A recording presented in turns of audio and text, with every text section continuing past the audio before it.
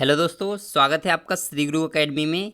मैं मनु वर्मा आपका शुक्रिया हार्दिक अभिनंदन करता हूं। दोस्तों, आज हम बात करते हैं थॉर्नडाइक का सिद्धांत। ठीक है दोस्तों, ये सिद्धांत एक ऐसा सिद्धांत है जो आपके जितने भी शिक्षक भर्ती परीक्षाएं होती हैं हर परीक्षा में आता है, चाहे वो आपका सीटेट हो, चाहे वो आपका यूपी टेट हो, चाहे वो आपका एमपी टेट हो, रीट हो, केबीएस हो, DSSB हो, कोई सा भी एग्ज़ाम हो जो शिक्षक भर्ती एग्ज़ाम होगा, हर एग्ज़ाम में थॉर्नडाइक से संबंधित क्वेश्चन आते हैं दोस्तों। तो आज बात करते हैं थॉर्नडाइक का एसआर थ्योरी, जिसे हम उद्दीपन अनुक्रिया सिद्धांत कहते हैं दोस्तों। यहाँ पर देखते हैं और चलते हैं दोस्तों क्या है। ठीक है, तो यहाँ पर दोस्तों सबसे पहले बात करते हैं थॉर्नडाइक के बारे में। जब बात करते हैं तो थॉर्नडाइक एक अमेरिकी पशु मनोवैज्ञानिक थे। कई बार प्रश्न आता है कि थॉर्नडाइक किस प्रकार के मनोवैज्ञानिक थे, तो आपको याद रखना है अमेरिकी थे, यानी कि अमेरिका के निवासी थे और पशु मनोवैज्ञानिक थे, ये भी आपको याद रखना है। और इन्होंने शिक्षा के क्षेत्र में सबसे पहले सीखने के नियम दिए, जिस कारण इन्हें प्रथम शैक्षिक मनोवैज्ञानिक भी कहा जाता है। तो यहाँ से आपके कितने प्रश्न बनेंगे? दो प्रश्न बनेंगे। पहला प्रश्न ये बनेगा कि कहाँ के निवासी थे, तो आप कहेंगे अमेरिका के। दूसरा क्वेश्चन बनेगा कि प्रथम शैक्षिक मनोवैज्ञानिक किसे कहा जाता है, तब आप कहेंगे थॉर्नडाइक जी के लिए। अगर अगला क्वेश्चन बनता है कि शिक्षा के क्षेत्र में सबसे पहले सीखने के नियम किसने दिए, तब भी आप कहेंगे थॉर्नडाइक ने। ठीक है, अगला क्वेश्चन आता है एसआर थ्योरी किसने दी, तब भी आप कहेंगे थॉर्नडाइक ने। और यहाँ पर आप देख सकते हैं थॉर्नडाइक जी के लिए। अब बात करते हैं दोस्तों इस टॉपिक की। ठीक है, तो यहाँ पर इन्होंने जो नियम दिए थे, इन्होंने दो प्रकार के नियम दिए। थॉर्नडाइक ने दो प्रकार के नियम दिए थे। और नियम क्या दिए? प्रथम नियम था जिसे हम प्राथमिक, प्रधान या फिर मुख्य नियम कहते हैं। दूसरा था गौड़ द्वितीयक नियम। ठीक है, तो प्राथमिक नियम कितने थे? 3 नियम प्राथमिक नियम दिए थे। और गौड़ नियम की बात करें, गौड़ या द्वितीयक नियम, वो 5 दिए थे। तो सबसे पहले हम यहाँ पर बात करते हैं दोस्तों प्राथमिक नियम की। प्राथमिक नियम की बात करते हैं तो सबसे पहला नियम आता है अभ्यास का नियम। अभ्यास का नियम क्या है? तो दोस्तों अनुक्रिया और उद्दीपक के मध्य यदि बार बार अभ्यास की पुनरावृत्ति की जाती है तो इन दोनों के मध्य बनने वाला अनुबंधन मजबूत होगा, तो ये अधिगम होगा। और यदि अभ्यास की कमी होती है तो इनके मध्य अनुबंधन कमजोर होगा। बाद में सन 1930 में इस सिद्धांत का संशोधन किया गया। ये तो हो गई है किताबी लैंग्वेज, लेकिन हमें इसको बहुत अच्छे तरीके से समझना है दोस्तों। कैसे समझेंगे? तो यहाँ पर सबसे पहले दोस्तों आपको मैं बताना चाहूँगा, ये जो वीडियो बना रहा हूँ स्पेशली यूपी टेट के लिए बना रहा हूँ, लेकिन ये आपका सिद्धांत हर एग्ज़ाम में आता है। ठीक है, आप किसी के लिए भी तैयार कर सकते हैं। ठीक है, तो यहाँ पर दोस्तों अगर मैं बात करूँ दोस्तों इस प्रश्न की, उद्दीपन और अनुक्रिया। उद्दीपन क्या होता है? तो इसे लक्ष्य हम मान सकते हैं। ठीक है, अनुक्रिया जो हम क्रिया करते हैं वो अनुक्रिया होती है। ठीक है, तो लक्ष्य को प्राप्त करने के लिए जब हम क्रिया करते हैं, बार बार क्रिया करते हैं, तो क्या होता है? अभ्यास होता है। और जब हम अभ्यास करते हैं तो वो चीज़ें हम बहुत अच्छे तरीके से सीख जाते हैं, ये आप भी जानते हैं। तो इसमें यही तो कहा गया कि यदि हम बार बार अभ्यास करते हैं तो उनके मध्य में जो अनुबंधन बनेगा, अनुबंधन का मतलब आप क्या होगा? सीख जाओगे बहुत अच्छे तरीके से। ये समझ लीजिए, मतलब सिंपल लैंग्वेज में समझाने की कोशिश कर रहा हूँ मैं आपके लिए। ठीक है, तो यहाँ पर दोस्तों एक क्वेश्चन ये आएगा कि इन्होंने अपने सिद्धांत का संशोधन कब किया, तो आप कहेंगे कि 1930 में इन्होंने अपने सिद्धांत का संशोधन किया था। ठीक है, अब दोस्तों बात आती है कि थॉर्नडाइक ने क्या कहा कि ये जरूरी नहीं कि अभ्यास की पुनरावृत्ति से अनुबंधन मजबूत तथा कमी से अनुबंधन कमजोर होगा। ऐसा नहीं है। अगर हम कहें कि अगर बार बार अभ्यास करते हैं तो अनुबंधन मजबूत होगा, और बार बार अगर हम अभ्यास ना करें तो अनुबंधन कमज़ोर होगा, यानी कि अभ्यास करने से ही सीखेंगे। क्या अभ्यास नहीं करेंगे तो नहीं सीख पाएंगे? तो दोस्तों ऐसा होता है कि कुछ बच्चे ऐसे होते हैं जो कहते हैं प्रखर बुद्धि वाले होते हैं, जिन्हें एक बार बताओ और वो सीख जाते हैं। लेकिन अधिकांश बच्चों पर जो लागू होता है, अभ्यास का नियम लागू होता है।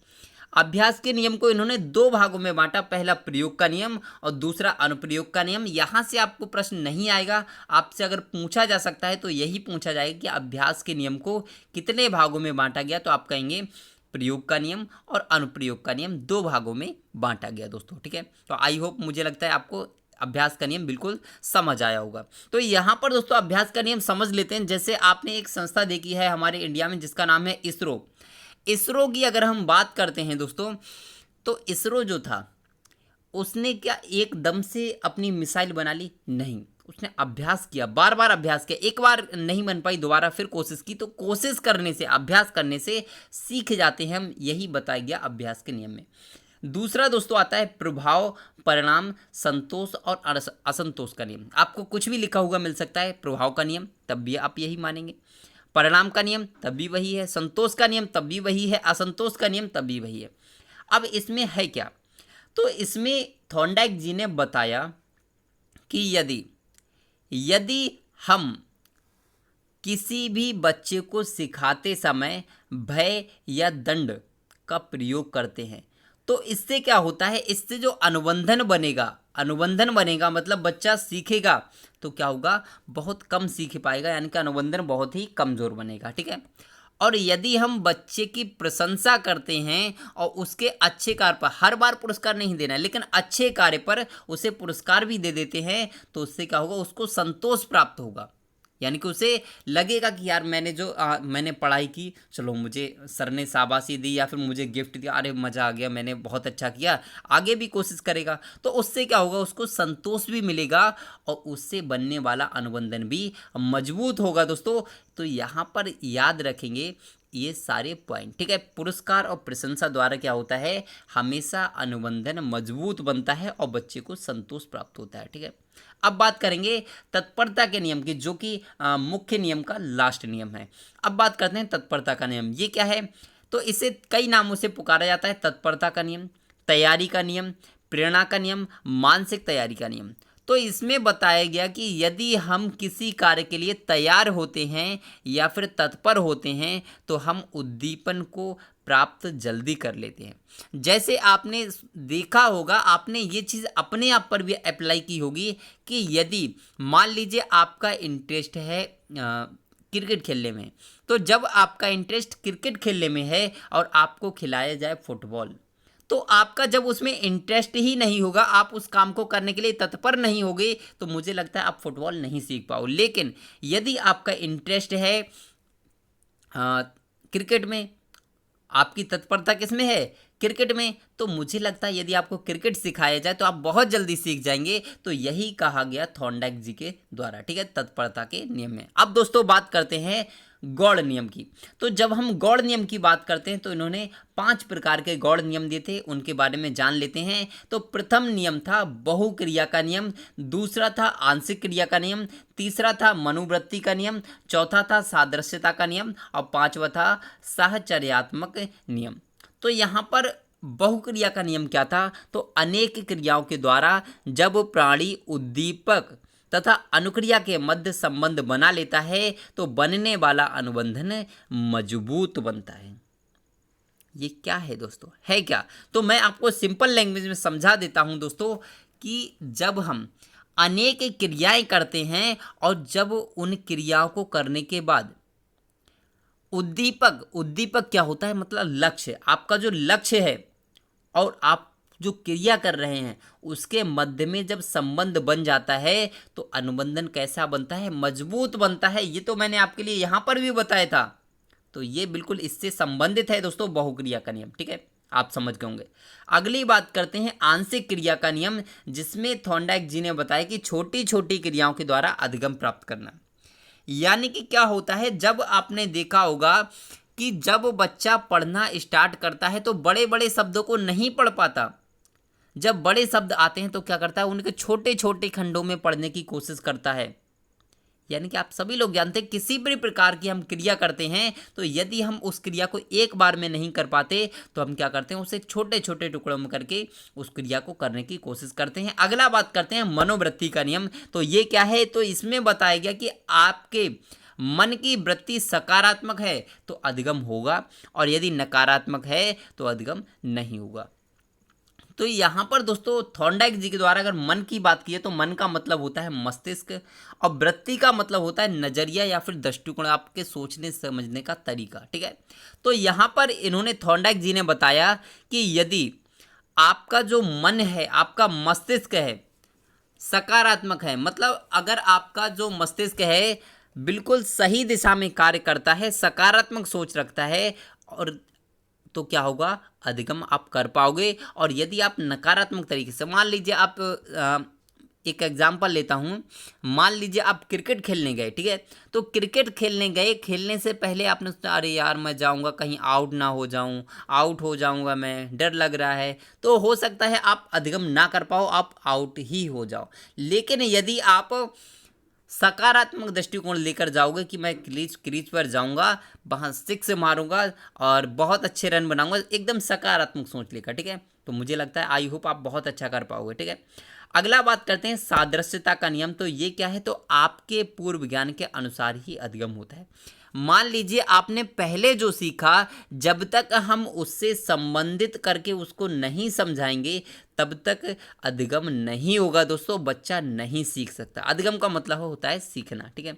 अब बात करते हैं साहचर्यात्मक नियम। तो आप विषय वस्तु के साथ कितना साहचर्य या फिर तालमेल बिठा पाते हैं, यह इस नियम में बताया गया था। ये तो आप सभी लोग जानते हैं कि सहचर्य स्थापित करना है, ये तो आप समझ गए होंगे, तो इसमें टाइम वेस्ट नहीं करना है। अब दोस्तों बात करते हैं इनका सिद्धांत क्या था। तो जब हम सिद्धांत के बारे में बात करते हैं तो पहले जान लेते हैं इनके सिद्धांत के कौन कौन से नाम हैं, क्योंकि कभी कभी आपको प्रश्न में दे दिया जाता है कि मान लीजिए संबंधवाद का सिद्धांत किसने दिया, तो आप कहेंगे थॉर्नडाइक जी ने। उद्दीपन अनुक्रिया सिद्धांत किसने दिया, तब भी आप कहेंगे थॉर्नडाइक जी ने। प्रयत्न और भूल का सिद्धांत किसने दिया, तब भी आप कहेंगे थॉर्नडाइक जी ने। और अगर बात करते हैं प्रयास और त्रुटि का सिद्धांत, तब भी थॉर्नडाइक जी। संयोजनवादी सिद्धांत, इसी सिद्धांत को कहा जाता है। तो देखिए कितने सारे नाम है इस सिद्धांत के, तो आपको सभी नाम याद रखने पड़ेंगे, ठीक है।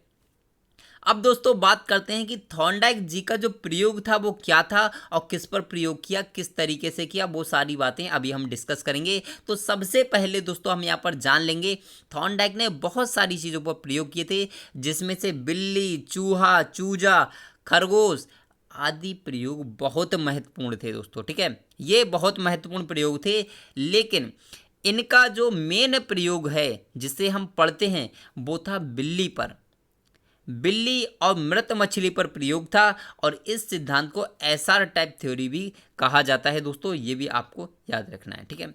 एस फॉर स्टूमुलस और आर फॉर रेस्पॉन्स, यानी कि स्टूमुलस और रेस्पॉन्स टाइप लर्निंग थ्योरी भी कहा जाता है। तो ये भी अगर आता है तब भी आप थॉर्नडाइक ही लगाएंगे दोस्तों। और यहाँ पर आप जानते हैं कि इनका सिद्धांत था क्या। तो इनका सिद्धांत था कि इन्होंने एक इस टाइप से एक बॉक्स बनाया था और बॉक्स के अंदर एक बिल्ली को रखा था, बॉक्स के अंदर एक बिल्ली को रखा था। और इस बॉक्स में आप देख रहे हैं ये वाला है ना, ये क्या है, ये एक कहना चाहिए इस पे एक बिल्ली पैर रखती थी, क्या थी, मतलब बिल्ली भूखी थी। और यहाँ पर आपको मैं बताना चाहूँगा, यहाँ पे मृत मछली रखी हुई थी, बाहर बाहर मान लीजिए इस टाइप से ये कुछ भी मछली रखी हुई थी प्लेट में। और यहाँ पर जब बिल्ली भूखी थी तो वो अंदर क्या कर रही थी, बार बार छटपटा रही थी कि मतलब कैसे भी ये जो मुझे मछली दिख रही हैं वो खाने के लिए मिल जाए।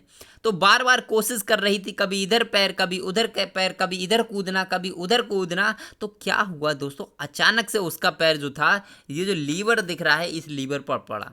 और जब लीवर पर पैर पड़ा तो दोस्तों क्या हुआ, अचानक से ये वाला जो आपको दिख रहा है ये गेट था, और ये गेट का ऊपर से जो था शटर ये खुल गया और पूरा गेट खुल गया और बिल्ली आई, फटाक से उसने मछली को खा लिया। ये था इनका प्रयोग। लेकिन दोस्तों क्या हुआ, इन्होंने कहा कि चलो ये तो हो गया ऐसे ही। लेकिन उन्होंने क्या किया, फिर से उसको बंद किया, फिर से बंद किया और फिर से मछली रखी। और फिर से क्या किया बिल्ली ने, फिर क्या किया, फिर तो जल्दी ही उसने 2-3 बार इधर उधर कूदी, फिर उसने लीवर पे पैर मारा, फटाक से बाहर आ गई, खा लिया।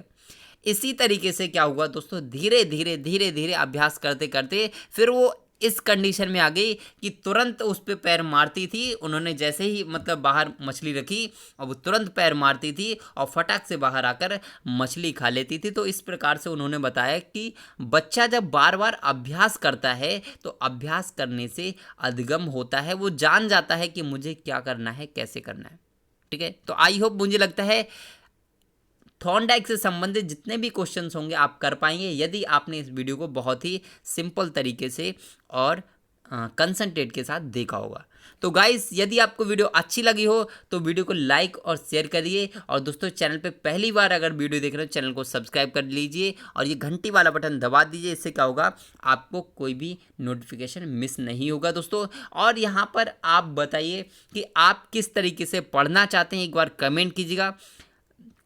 और यहाँ पर दोस्तों बताइए कि आप नोट्स से पढ़ना चाहते हैं या फिर आपको पीडीएफ से पढ़ाया जाए। वैसे तो मैं आपके लिए पीडीएफ से ही पढ़ाता हूँ, लेकिन मैंने सोचा आपके लिए नोट्स से पढ़ाया जाए।